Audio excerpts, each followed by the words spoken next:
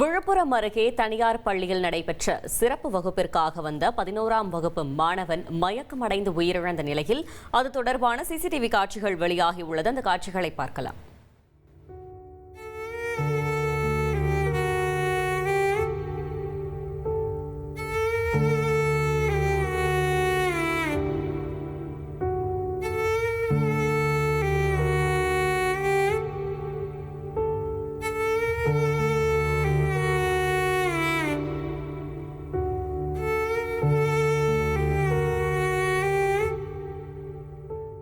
கூடுதல் தகவலை செய்தியாளர் கோபிநாத் வழங்க கேட்கலாம். கோபிநாத், வணக்கம். மேலும் விவரங்களை சொல்லுங்க.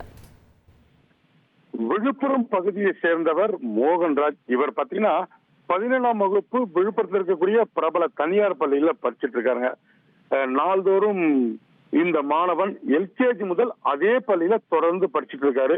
இந்நிலையில இன்று காலை 7 மணிக்கு இவர் பள்ளிக்கு வராரு சிறப்பு வகுப்பிற்காக.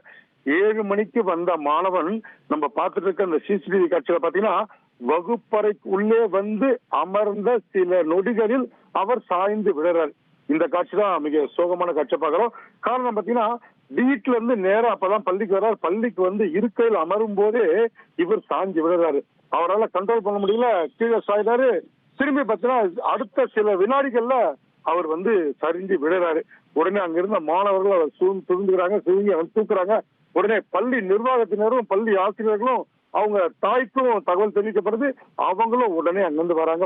உடனே தனியார் மருத்துவமனைக்கு கொண்டு போறாங்க. அங்கு ஆக்சிஜனோட அளவு குறைந்ததாகவும் முதல்ல ஒரு மருத்துவமனையில சொன்னதாக பள்ளி நிர்வாகம் தகவல் தெரிவிக்கிறாங்க.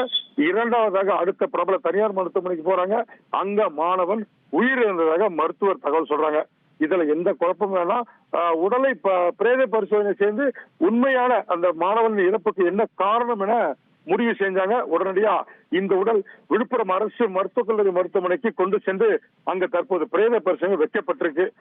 சமீப காலமாக இந்த மாணவர்கள் அதிகபட்சமாக அழுத்தத்திற்கு ஆளாக்கப்படுகிறார்கள். அதாவது படிப்பு மட்டுமே அப்படின்ற ஒரு விஷயத்த முன்னிறுத்தி பெற்றோர்கள் இவங்களுக்கு அதிகபட்சமாக அழுத்தம் கொடுக்குறாங்க. அதே போல சிறப்பு வகுப்புகள் அதிகபட்சமா எடுக்கப்படுவதாகவும் இந்த தகவல் அதிகமா பரவிட்டு இருக்கு.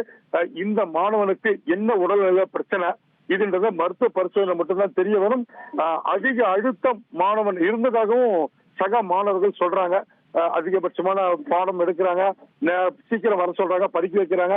மாலை 6 மணி வரைக்கும் பெரும்பாலும் தமிழகத்தில் உள்ள பள்ளிகள்ல சிறப்பு வகுப்புகள் எடுக்கப்பட்டு அங்கேயும் சிறப்பு வகுப்புகளை மாணவர்கள் உட்படுத்தப்படுறாங்க. இந்த விஷயத்தினால மாணவர் இறந்திருக்கலாம் என்ற ஒரு தகவலும் வெளியே இருக்கு. உடல் பிரேத பரிசோதனை முடிந்து மருத்துவ அறிக்கையின் அடிப்படையில் மட்டும்தான் மாணவனின் உயிரிழப்புக்கு என்ன காரணம் என்பது தெரிய வரும். இந்த காட்சி மிகப்பெரிய அதிர்ச்சியும் சோகத்தையும் ஏற்படுத்திருக்குன்னு சொல்லலாம். தகவல்களுக்கு நன்றி கோபிநாத். ட்ரெண்ட ஃப்ரெண்ட் ஆக்கிக்கோங்க. தந்தி டிவியின் சப்ஸ்கிரைபர்ஸ் அண்ட் ஃபாலோவர்ஸ் குடும்பத்துல நீங்களும் இணையுங்க.